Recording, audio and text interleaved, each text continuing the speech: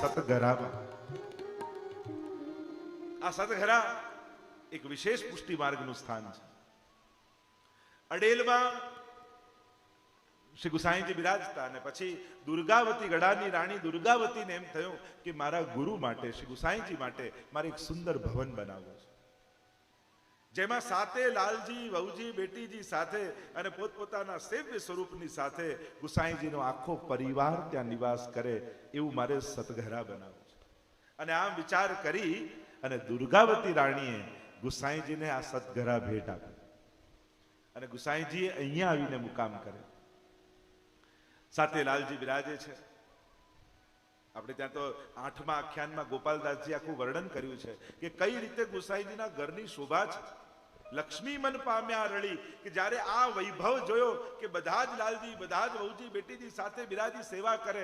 ગુસાઈજીએ ક્યારે એમ નતું કર્યું કે તારું આ ઘર મારું આ ઘર તારું આ, જુદા ઘરો ગુસાઈજી નતા બનાવ્યા. ગુસાઈજીની વિચારધારામાં તો સતઘરાની વિચારધારા હતી કે મારા સાતે લાલજી એક સાથે બિરાજતા, નિત્ય પ્રતિ ક્ષણુ ક્ષણુ સ્મરણીય છે વલ્લભનો પરિવાર રસતા.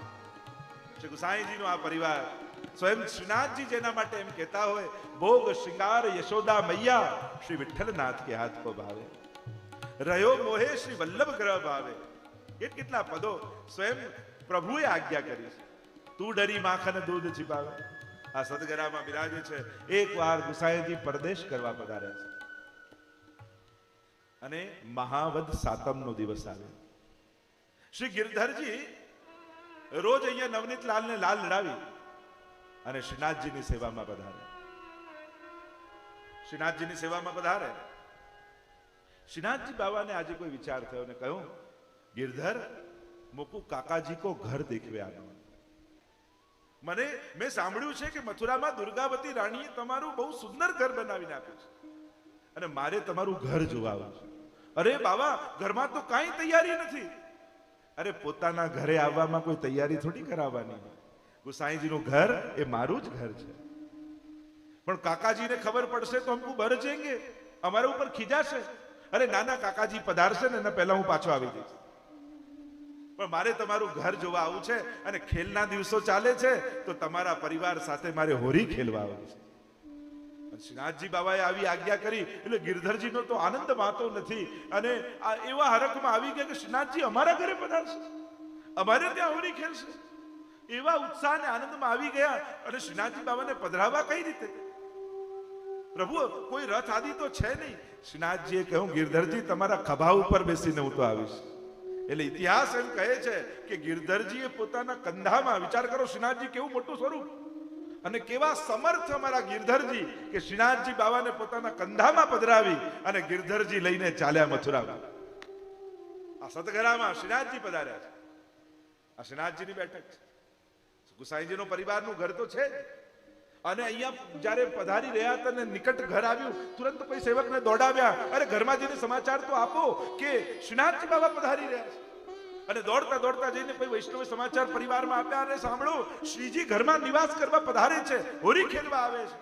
અને પછી તો બધા જ વહુજી બેટીજી લાલજી બધા તૈયારીમાં લાગી ગયા. બધા શ્રીનાથજી બાબા ક્યાં બિરાજશે, શું પાથરીશું, શું બિછાવીશું, શું આરોગાવીશું. અરે શ્રીજી અચાનક પધાર્યા એટલે કહેવાય છે કે રોટી બનાવી હતી વહુજીએ, એટલે તુરંત શ્રીજી પધાર્યા ને આટલા દૂરથી પધારે તો ભૂખ્યા થયા હોય શ્રીનાથજી. હવે તુરંત નવી સામગ્રી ક્યાંથી બનાવી, એટલે ઉપર ઘી લગાડીને બુરું ભૂરક્યું. એટલે આપણે ત્યાં કહેવાય એ દિવસે ખરમંડાની સામગ્રી ઠાકોરજીના, એ મહાવત સાતમના દિવસે ખરમંડા પ્રભુ આરોગે, કે તુરંત ખરમંડા સિદ્ધ કરી અને એના ઉપર બુરો ઘી લગાવી અને શ્રીજી પધાર્યા અને તુરંત એમને ભોગ ધર્યો. શ્રીજી કહે, હું તો તમારી જોડે હોરી ખેલવા આવ્યો છું અને રોજ નિત નવીન ખેલ થાય. મથુરાના જેટલા ખેલો હોય એ રાસધારીઓને ખેલવાળાઓને રોજ શ્રીનાથજીની સન્મુખ બોલાવવામાં આવે અને જુદા જુદા ખેલો થાય અને શ્રીનાથજી બાબા એટલા પ્રસન્ન થાય. ગુસાઈજીના પરિવારનો આનંદ માતો નથી કે આવી કૃપા અમારા પર થઈ છે. શ્રીજીએ પોતાના અમને ગણ્યા, અમારું ઘર પોતાનું ગણ્યું, અમે શું શ્રીજીને આપ્યું? પોતાનું જે કાંઈ હતું, એમ ઇતિહાસ લખે છે, એ બધું જ શ્રીજીને સમર્પિત કર્યું. આ શ્રીનાથજીમાં જે વૈભવ દેખાય છે ને, એ કેવલ વૈષ્ણવે ધરેલો જ નથી, સૌથી પહેલા તો ગુસાઈજીના પરિવારમાંથી એ વૈભવ આવે. પોતાનું જે કાંઈ હતું એ બધું જ ભેટ ધરી દીધું. અને કહેવાય છે કે એક બેટીજીના નાકમાં ચૂક રહી ગઈ, તો શ્રીનાથજીએ કહ્યું બધું ધર્યું જ છે તો આ પણ આપી દો. ને શ્રીનાથજીએ સર્વસ્વનું સમર્પણ સ્વીકાર કર્યું. અને એવો આનંદ સાથે લાલજીઓને થાય છે. એવા સુંદર ખેલના દિવસો ચાલી રહ્યા છે. પણ એ જ સમયે રોજ ચતુર્ભુજદાસ ગિરિરાજજીની ઉપર ચડતા ચડતા જાય અને મંદિરની પાસે પહોંચે ને મંદિરના દ્વાર બંધ જુએ. અને જ્યાં મંદિરના દ્વાર બંધ જુએ ને માથું પછાડે પગથિયા પર, અરે શ્રીનાથજી બાબા આપના દર્શન કરે કેટલો સમય થઈ ગયો, હવે ક્યારે આપના દર્શન થશે? ગોવર્ધન વાસી સાવરે લાલ તુમ બિન રહ્યો ન જાય. આપણે ત્યાં વૈષ્ણવનો એક વિવેક છે. ક્યારેક એવા સંજોગ આવે કે ઠાકોરજીને સાથે ન પધરાઈ જતા હોય અને એકલા જવાનું થાય, ત્યારે રોજ આ કીર્તનનો પાઠ કરવો છે. હજી અમારા પ્રાચીન વૈષ્ણવો તો રોજ સાંજના અનવસર થઈ જાય એટલે રાતના સત્સંગ સમયે આ કીર્તનનું ગાન અવશ્ય કરે. આ કીર્તનનું એવું બળ છે કે જો આ નિયમિત ગાશો તો ચોક્કસ ઠાકોરજી એકવાર તમારી જોડે સંયોગનો આનંદ આપશે, તમને અનુભવ કરાવશે. આ એક બળ છે. અને જ્યારે ચતુર્ભુજદાસનો વિરહ આવો ઉત્કટ થયો એટલે શ્રીનાથજીનું મન હોલી ખેલતા ખેલતા ગિરધરજીને શ્રીજીનું મુખ ઉદાસ દેખાયું. બાબા રોજ આટલા આનંદથી હોલી ખેલો છો, રોજ નવા નવા ખેલ આપ જુઓ છો, આજે આપનું મુખ ઉદાસ કેમ છે? અને ત્યારે શ્રીજીએ કહ્યું, ગિરધર અબ મુકુ વાપસ જાનો, મારે હવે પાછા જવું છે. અને એટલામાં તો સમાચાર આવ્યા કે ગુસાઈજી પાછા પધારી રહ્યા છે. અને નરસિંહ ચતુર્દશીના દિવસે જ્યારે ગુસાઈજી પાછા પધારતા હતા એ જ સમયે ગિરધરજીએ વિનંતી કરી કે બાબા જૈસે પધારે તૈસે વાપસ મેરે કંધા પે બિરાજ જાઓ. જેમ એક નાનકડા બાળકને એનો પિતા ખભા ઉપર ઉચકીને જેમ લઈ જતો હોય એમ ગિરધરજી શ્રીનાથજી બાબાને પોતાના કંધા પર પુનઃ બિરાજમાન કર્યા. અને ઉતાવળે અરે કાકાજી પધારશે ને એમને ખબર પડશે તો ઉતાવળે શ્રીનાથજીને નરસિંહ ચતુર્દશીના દિવસે પુનઃ ગિરિરાજજીની ઉપર ગિરધરજીએ પધરાવ્યા. અને એટલા માટે નરસિંહ ચતુર્દશીના દિવસે 2 વાર રાજભોગ ઠાકોરજીના આવે સેવાક્રમમાં. કારણ કે અહીંયા પધાર્યા અને અહીંયા રાજભોગ સિદ્ધ કરીને આરોગ આવ્યો. અને ગુસાઈજી પધાર્યા અને એમને ખબર પડી કે શ્રીનાથજી અહીં પધાર્યા. પહેલા તો વર્જ્યા કરે આવો શ્રમ શ્રીનાથજીને કરાવ્યો. ત્યારે કહ્યું, કાકાજી ક્ષમા કરજો, શ્રીજીએ પોતે આજ્ઞા કરી. અને આ સાંભળતાની સાથે ગુસાઈજીના નેત્રો ભરાયા કે શ્રીજી કેવા કૃપાળુ છે. અમારા પરિવારને પોતાનો જાણી, અમારા ઘરને પોતાનું જાણી અને શ્રીજી કૃપા કરવા પધાર્યા હતા. તો આ સતગરાના દર્શન મથુરાની અંતરગ્રહી પરિક્રમા હોય, જ્યારે પણ મથુરા જાઓ ત્યારે સતગરામાં જરૂરથી દંડવત કરવા જજો. આ એવું દિવ્ય સ્થાન છે કે જ્યાં સ્વયં ગુસાઈજી સાથે લાલજી અને શ્રીનાથજી પણ બિરાજે છે. અને ત્યાંથી વૈષ્ણવની પરિક્રમા આગળ ચાલી. એટલે તો મહાવદ સાતમ એ શ્રીનાથજીનો પાટોત્સવ કહેવાય છે. કારણ કે ગિરધરજીને ત્યાં પાઠ પધાર્યા. અને જ્યારે મંદિર બન્યું ત્યારે પણ મહાવદ સાતમ હતી. એટલે એ પાટોત્સવ રૂપે શ્રીનાથજીના પાટોત્સવ રૂપે ઉજવાય છે. મથુરાની પરિક્રમા કરતા કરતા મથુરામાં 9 ઘાટ આવેલા છે. મુખ્ય 9 ઘાટ મથુરામાં છે. દરેક ઘાટમાં સ્નાન પાન આચમન કર્યા. વિશ્રામ ઘાટ, બંગાલી ઘાટ, રામ ઘાટ, શ્યામ ઘાટ, પ્રયાગ ઘાટ, સ્વામી ઘાટ, ધ્રુવ ઘાટ, કૃષ્ણગંગા ઘાટ, સરસ્વતી સંગમ ઘાટ, આ 9 ઘાટ આવે. અને આ બધા જ ઘાટોમાં સ્નાન પાન આચમન કરતા આપણી પરિક્રમા આગળ વધી રહી છે. અને હવે બધા જ વૈષ્ણવો ભેગા મળી કેશવરાયજીના દર્શન કરવા પધારે, જે કૃષ્ણ જન્મભૂમિ કહેવાય છે. તો મથુરા જઈએ ત્યારે કેશવરાયજીનું મંદિર અને કૃષ્ણ જન્મભૂમિ એવું લખ્યું હશે. વજ્રનાભ જે ભગવાનના પ્રપૌત્ર હતા એ જ્યારે મથુરા આવ્યા અને પ્રભુ વિશેની સમગ્ર કથાનું શ્રવણ કર્યું ત્યારે એમના મનમાં મનોરથ આવ્યો કે પ્રભુ જ્યાં પ્રગટ થયા હતા ત્યાં એમનું મંદિર, વિશાળ મંદિર બાંધ્યું. અને વજ્રનાભજીએ આ કેશવરાયજીનું સ્વરૂપ સિદ્ધ કરાવી અને અહીંયા આ કેશવરાયજીના મંદિરમાં પધરાવ્યું અને સુંદર મંદિર સિદ્ધ કરાવ્યું. અને આપણે ત્યાં વાર્તા પ્રસંગોમાં આવે છે કે ગુસાઈજી પણ રોજ કેશવરાયજીના દર્શન કરવા માટે પધારતા, એવો ઉલ્લેખ આવે છે ઇતિહાસ. આ પ્રાગટ્ય ભૂમિ છે. જે ભાગવતજીમાં આપણે પ્રાગટ્યની કથા સાંભળીએ છીએ, તમદ ભૂતમ બાલકમંબુજે ક્ષણમ ચતુર્ભુજમ શંખ ગદા દ્યુદાયુધમ શ્રીવત્સલક્ષ્મમ ગલસૌભિકૌસ્તુભમ પીતાંબરમ સાંદ્ર પયોદ સૌભગમ. જે કંસના કારાગૃહમાં ચતુર્ભુજ નારાયણ રૂપે પરમાત્મા પ્રગટ થયા હતા, એ પ્રભુની જે જન્મભૂમિ છે, એ જન્મભૂમિ આ કેશવરાયજીનું મંદિર છે. અને એટલા માટે જ્યારે પણ મથુરાની યાત્રા કરવા નીકળીએ ત્યારે પ્રભુ જ્યાં પ્રાગટ્ય લીધો એ ભૂમિને વિશેષ રૂપે વંદન કરવા. કારણ કે ભૂમિના અનેક પ્રકાર છે. આપણે જો જન્મભૂમિ, તપોભૂમિ, લીલાભૂમિ, નિર્વાણ ભૂમિ, તીર્થોમાં લગભગ આ 4-5 પ્રકારની ભૂમિ હોય છે. જન્મભૂમિ, ક્યાંક તમે ક્યાંક તીર્થયાત્રામાં જાઓ તો કે આ રામ જન્મની ભૂમિ છે, કે આ આમના જન્મની ભૂમિ છે, વિશેષ રૂપે જન્મભૂમિ હોય. ઘણી જગ્યાએ તપોભૂમિ હોય, કોઈ ઋષિ મુનિઓએ ત્યાં તપ કર્યા હોય. જેમ નૈમિષારણ્યમાં જઈએ કે 88,000 ઋષિઓ અહીંયા તપ કર્યું. અને મહાપ્રભુજી જ્યારે પધાર્યા નૈમિષારણ્ય તો 88,000 ઋષિઓ સાથે સુતજી આદિ સૌનક આદિ ઋષિઓ મળવા આવ્યા અને સુંદર ચર્ચા થઈ છે. તો આ તપોભૂમિ. ચોથી લીલા ભૂમિ, કે જ્યાં ભગવાન કે કોઈ દેવતાએ કોઈ વિશેષ પ્રકારની લીલા કરી હોય. એટલે જ્યારે યાત્રા કરવા જઈએ તો એમાં ત્રીજો પ્રકાર લીલા ભૂમિનો છે. અને ચોથો પ્રકાર એ નિર્વાણ ભૂમિ, જ્યારે સ્વધામ જ્યાંથી પધાર્યા હોય એ ભૂમિની પણ વિશેષતા મનાય છે.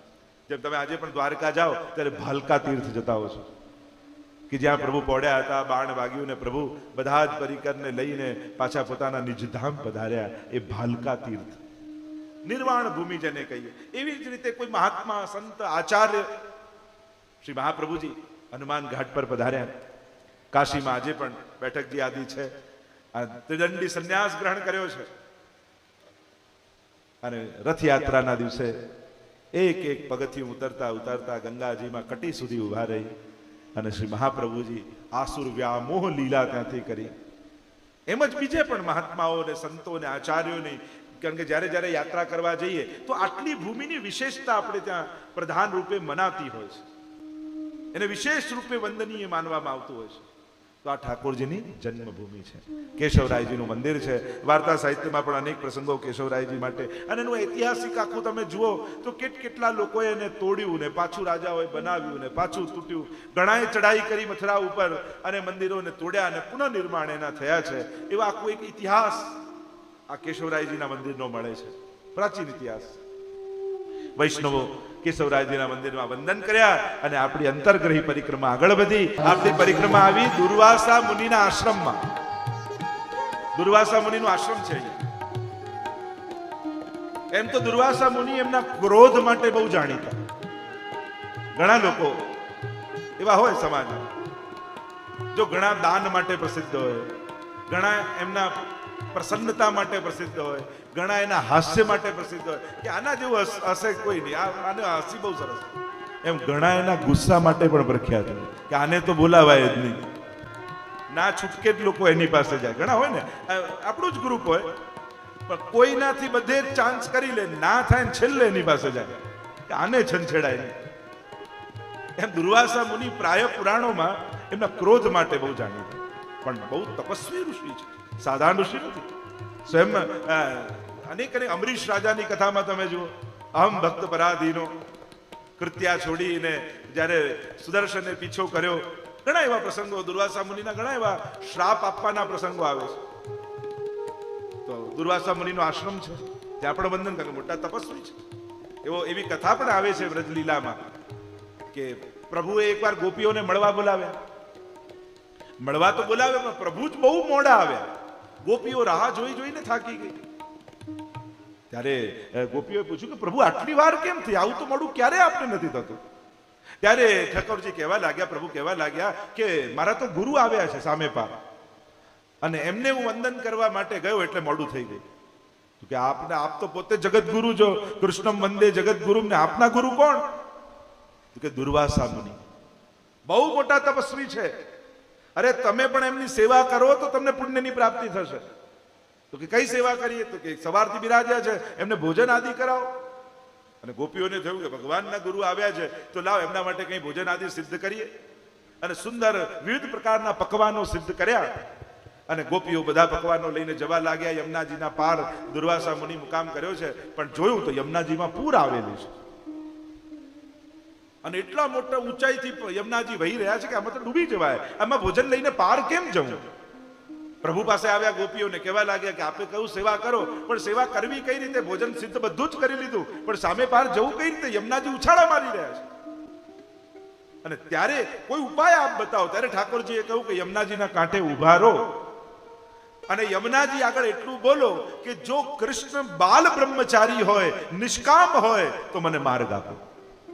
ગોપીઓ કહે અમારી જોડે રાસ રમ્યા છે ને બાલ બ્રહ્મચારી, અરે હું મંત્ર આપું છું એ કરો, બીજી ચર્ચા ન કરો.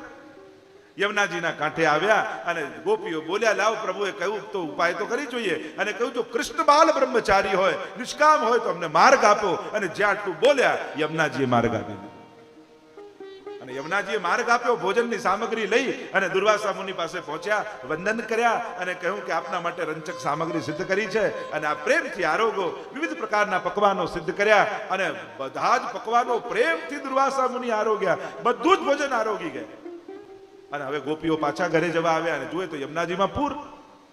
હવે શું કરવું, નીકળવું કઈ રીતે? પાછા દુર્વાસા મુનિ પાસે આવ્યા અને કહ્યું કે રસ્તો બતાવો, કેમ કરીને યમુનાજી માર્ગ આપે. ત્યારે દુર્વાસા મુનિએ કહ્યું કે યમુનાજીના કાંઠે ઉભા રહો અને એટલું બોલો કે જો દુર્વાસા મુનિ નિરાહારી હોય, વ્રતધારી હોય તો અમને માર્ગ આપે. કે હમણાં પેટ ભરી ભરીને પકવાનો આરોગ્ય અને નિરાહારી, અરે કહ્યું એમ કરી તો જુઓ. અને ગોપીઓ આવ્યા યમુનાજીના તટ ઉપર અને બે હાથ જોડીને કહ્યું, અને મન તો માનતું નહોતું કે પોતે જમાડીને આવ્યા હોય છે ને નિરાહારી. જો દુર્વાસા મુનિ નિરાહારી હોય તો અમને માર્ગ આપો. અને યમુનાજી ખસી ગયા અને માર્ગ આપી દીધો. અને એમનું તો મન એવું ચકડોળે ચડ્યું કે પેલા બાલ બ્રહ્મચારી ના નિરાહારી, આવું સંભવે કઈ રીતે? પ્રભુ પાસે આવીને કહ્યું કે પ્રભુ આ લીલા કઈ સમજમાં ના આવી. ઠાકોરજી કહે કરતા ભાવે જે કાંઈ કર્મ કરો એનું બંધન ક્યારે લાગતું નથી. એ ભોજન કરે છે તો સ્વાદ લેવા માટે નહીં, કેવલ જીવનનો નિર્વાહ કરવા માટે. હું રાસ કરું છું તો એ ભક્તોને આનંદ દાન કરવા માટે, કોઈ કરતા ભાવે કરતા નથી. એટલા માટે યમુનાજીએ તમને માર્ગ આપ્યો છે. આવી કથા અહીંયા દુર્વાસા મુનિના આશ્રમમાં ગવાય છે. તો આવી લીલાઓ વ્રજમાં થયેલી છે. ત્યાંથી આપણી પરિક્રમા આગળ ચાલી. પરિક્રમા ચાલતી ચાલતી આવી તુલસી કુટીર, રામદ્વાર. તુલસીદાસજી જેમણે રામચરિત માનસ લખ્યું, એમની કુટીર અહીંયા આવેલી છે. એમણે પણ અમુક સમય મથુરામાં આવીને નિવાસ કર્યો. અહીંયા આવીને બિરાજ્યા. અને નંદદાસજીના ભાઈ હતા ને તુલસીદાસજી, તો કઝિન બ્રધર હતા. એટલે નંદાસજીને પણ કહ્યું કે આપણે તો પરંપરાથી રામના ભક્ત, અને તને કૃષ્ણમાં પ્રેમ ક્યારે થઈ ગયો? નંદાસજીએ અમુક કેટલા ઘણા કીર્તનો ને પદો અને ઘણી ચર્ચા આવે છે કે રામ અમારા નાથ છે, પણ મન વ્યભિચારી વહી ગયો સુન તું બંસી કી તાન. ક્યાં જ્યારે વેણુનાથ સાંભળ્યો તો મન વ્યભિચારી થઈ ગયો. પતિ તો રામ હતા, પણ હવે પ્રેમી મારો કૃષ્ણ બની ગયો છે. હું કૃષ્ણનો પ્રેમી થઈ ગયો છું.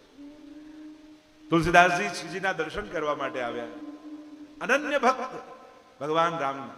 અને અનન્યતા એ પ્રેમની શરત નથી, એ પ્રેમનો સ્વભાવ છે.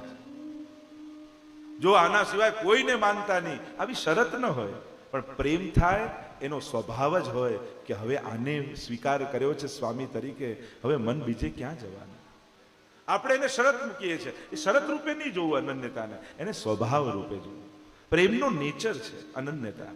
અને તો જ પ્રેમ થયો કહેવાય, નહીં તો આકર્ષણ કહેવાય, નહીં તો મોહ કહેવાય. અનન્યતા સ્વાભાવિક છે. જ્યારે કોઈને પ્રેમ થાય કોઈના પ્રત્યે, પછી એ એનો જ થાય, એમાં જ એનું ગૌરવ હોય. એટલે તુલસીદાસજી જ્યારે શ્રીજીના દર્શન કરવા આવ્યા તો શ્રીનાથજીને મુદ્રામાં જોયા. એટલે તુલસીદાસજી દોહો તુરંત લખ્યો, કહા કહું છબી આપકી ભલે બને હો નાથ, તુલસી મસ્તક તબ નમે જબ ધનુષ બાન લે હો હાથ. કે પ્રભુ આપની છબી બહુ અદ્ભુત છે, બહુ અલૌકિક છે, પણ મારી શ્રદ્ધા, મારી આસ્થા, મારી નિષ્ઠા, મારી આસક્તિ આપના જ રામ સ્વરૂપમાં છે. અને કહું મુરલી કહું ચંદ્રિકા કહું ગૌવન કો સાથ और अपने जन के कारणे कृष्ण भय रघुनाथ. ઠાકોરજીએ મુરલી ફેંકી, હાથમાં ધનુષ બાણ લીધો અને રામ બનીને તુલસીદાસજીને દર્શન આપ્યા. અને એ નિષ્ઠા હોય ને એના જ નામ ઇતિહાસમાં લખાય. એ જ ભક્ત કે કોઈ એવા ભક્તની કથા સાંભળી છે કે સોમવારે આ કરતો, મંગળવારે આ કરતો, બુધવારે આ કરતો, ગુરુવારે અહીંયા જતો, શુક્રવારે આ કરતો, શનિવારે આ ચડાવતો, રવિવારે આમ કરતો અને બહુ મોટો ભક્ત બન્યો? કોઈ એવા ઇતિહાસમાં એવા ભક્તનું ચરિત્ર સાંભળ્યું જે રોજ નવા ભગવાન ગોતવા નીકળે વાર પ્રમાણે? ઘણા તો વારે વારે નવા ભગવાન, અરે વારો નીકળી જશે આમાં, એક સચવાઈ જાય તોય ઘણો છે. મને તો ઘણી વાર આપણાથી તો એક નાનકડા લાલન નથી પૂરેપૂરા સચવાતા, લોકો વારે વારે જુદા ભગવાનને સાચવી કઈ રીતે લે છે? દરેક વારે જુદા. અને એટલા માટે શાસ્ત્રોનું થોડું અધ્યયન કરી ક્યાં કોને આમાં નિષ્ઠા રાખી કઈ રીતે ભક્તિ કરવી એનો થોડો વિવેક જરૂરી. આદર તો બધાને છે, બધા જ વંદનીય છે, બધા જ સ્તુત્ય છે, બધા જ આદરણીય છે. અનન્યતાનો અર્થ બીજાનું અપમાન પણ નથી થતો. અનન્યતાનો અર્થ આપણે પછી એવું કદરૂપું અનન્યતાના શબ્દને બનાવી દીધું ને કે લોકો એને કારણે જ નિંદા કરવા લાગ્યા. વૈષ્ણવ અરે અનન્યતાથી ગૌરવ. કોઈ પતિવ્રતા સ્ત્રી હોય એના માટે બધાને ગૌરવ થાય, એનાથી એનું ગૌરવ વધે છે, એને શરમ ના આવે. પણ એ પાતિવ્રત ધર્મને તમારે સમજાવવું પડે. એમ જ્યારે પાતિવ્રત ધર્મ યથા વ્રજ ગોપિકાના ભક્તિ કઈ રીતે કરાય એની નિષ્ઠા, તો એ ભક્તનું ગૌરવ છે અનન્યતા, એની શરમનું કારણ નથી. તો અહીંયા એવી કૃપા શ્રીજીએ કરી અને રામ સ્વરૂપે દર્શન આપ્યા. અને હવે મથુરાના સમગ્ર દર્શન કર્યા બાદ, કારણ કે આગળ પણ ઘણા બધા સ્થાનો આવે છે, એ બધા જ મથુરાના સ્થાનોને આપણે અહીંયાથી વંદન કરીએ.